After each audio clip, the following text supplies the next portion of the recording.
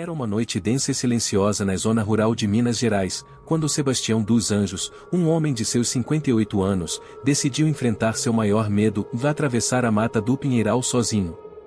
Conhecida por seus relatos assustadores, a floresta era palco de histórias sobre assombrações e criaturas que atormentavam viajantes noturnos. Sebastião, no entanto, era um homem prático e pouco supersticioso, mas naquela noite seu cético espírito seria desafiado de uma forma que ele jamais imaginaria. Tudo começou com um chamado urgente de sua filha, que estava prestes a dar à luz na fazenda vizinha, do outro lado da mata. Sem pensar duas vezes, Sebastião selou seu cavalo e partiu. A lua estava cheia, iluminando parcialmente o caminho estreito e cercado por árvores retorcidas. Nada vai me acontecer, pensou ele, tentando ignorar as histórias de sua juventude que falavam sobre o corpo seco, uma entidade mística que vagava por aquelas terras. A trilha começava tranquila, mas conforme Sebastião adentrava mais fundo na mata, o ambiente mudava. O ar ficava pesado, o cheiro de terra molhada misturava-se com algo mais rançoso, quase como carne em decomposição. Seu cavalo, normalmente calmo, começou a relinchar e hesitar, obrigando Sebastião a prosseguir a pé. Enquanto andava, ele percebia sons estranhos ao redor e estalos de galhos, sussurros abafados pelo vento e, em alguns momentos, o que parecia ser um choro baixo e distante. Sebastião acelerou os passos, mas foi quando cruzou uma clareira que a situação se tornou insuportável. No meio da clareira, encostada em uma árvore morta, havia uma figura humanoide. Seu corpo era magro, quase esquelético, com a pele ressecada e grudada nos ossos. Os olhos eram fundas cavernas negras, e um cheiro nauseante emanava dela. Sebastião congelou. Era o corpo seco. A entidade ergueu a cabeça lentamente, como se estivesse ciente da presença de Sebastião desde o início. Sem pronunciar uma palavra, o corpo seco abriu a boca, revelando dentes amarelos e pontiagudos, enquanto emitia um som gutural que parecia ecoar pela mata inteira. Sebastião tentou recuar, mas seus pés pareciam presos ao chão.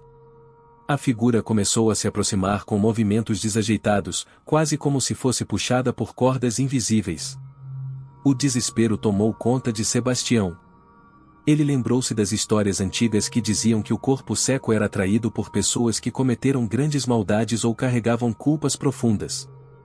Sebastião, que sempre se considerou um homem justo, não conseguia entender por que aquilo estava acontecendo com ele. A clareira parecia ter sido tomada por uma atmosfera irreal. O vento parou de soprar, e a floresta inteira parecia observar o encontro. Sebastião sentiu um frio subir pela espinha, um gelo que parecia vir de dentro da sua própria alma.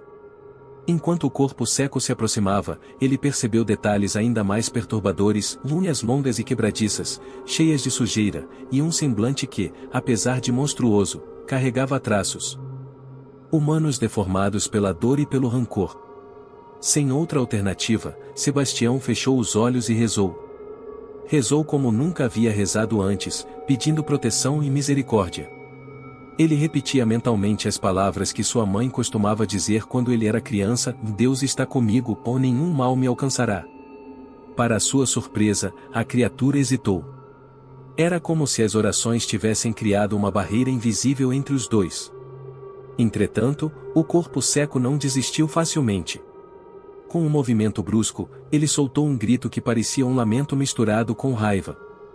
O som ecoou pela floresta, e Sebastião sentiu seus joelhos tremerem.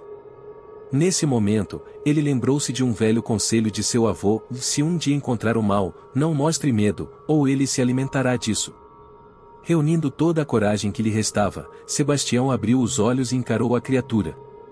Eu não tenho medo de você, ele gritou com toda a força de seus pulmões.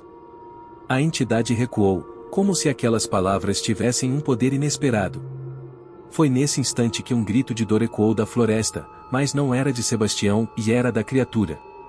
Uma luz intensa atravessou a clareira, vindo de direção oposta.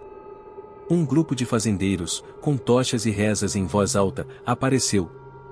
O corpo seco soltou um grito estridente antes de desaparecer como fumaça levada pelo vento. Sebastião caiu de joelhos, aliviado e em choque. Os fazendeiros explicaram que estavam em uma vigília naquela noite, pois também haviam ouvido relatos recentes de aparições. Eles haviam se preparado, trazendo objetos religiosos e formando um grupo grande para espantar qualquer mal que encontrassem. Sebastião foi escoltado até a fazenda da filha, onde chegou a tempo de conhecer seu neto recém-nascido.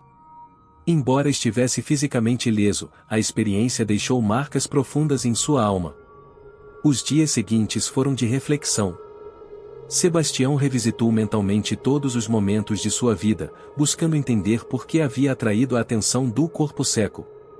Ele se lembrou de uma briga antiga com seu irmão, da qual nunca havia pedido desculpas. Lembrou-se de promessas feitas e nunca cumpridas. Decidiu então mudar. Passou a ser um homem mais piedoso, reconciliou-se com quem havia machucado e dedicou seu tempo a ajudar os outros. Ele também tornou-se uma figura conhecida na região, compartilhando sua história em rodas de conversa e ensinando os mais jovens a respeitar a natureza e a própria consciência. O corpo seco não aparece por acaso, dizia ele. Ele é um aviso, uma chance de mudarmos antes que seja tarde demais. Apesar de sua transformação pessoal, Sebastião nunca mais ousou cruzar a mata do Pinheiral sozinho. A lembrança do corpo seco tornou-se uma cicatriz psicológica que ele carregava com resignação. Sempre que olhava para seu neto, agora um menino saudável e cheio de energia, Sebastião sentia que o sacrifício daquela noite havia valido a pena. Ele não apenas ganhou um herdeiro, mas também uma segunda chance de reescrever sua história.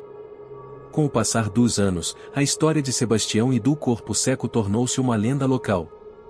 Pessoas vinham de longe para ouvir seu relato e buscar conselhos espirituais.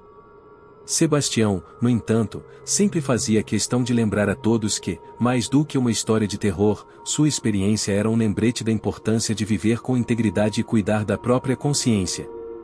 O verdadeiro medo não está no que encontramos na floresta, mas no que carregamos dentro de nós mesmos, ele dizia, encerrando suas narrativas com um olhar contemplativo para o horizonte. Se você se arrepiou com nossos relatos, inscreva-se no canal e ative o sininho das notificações para não perder nada.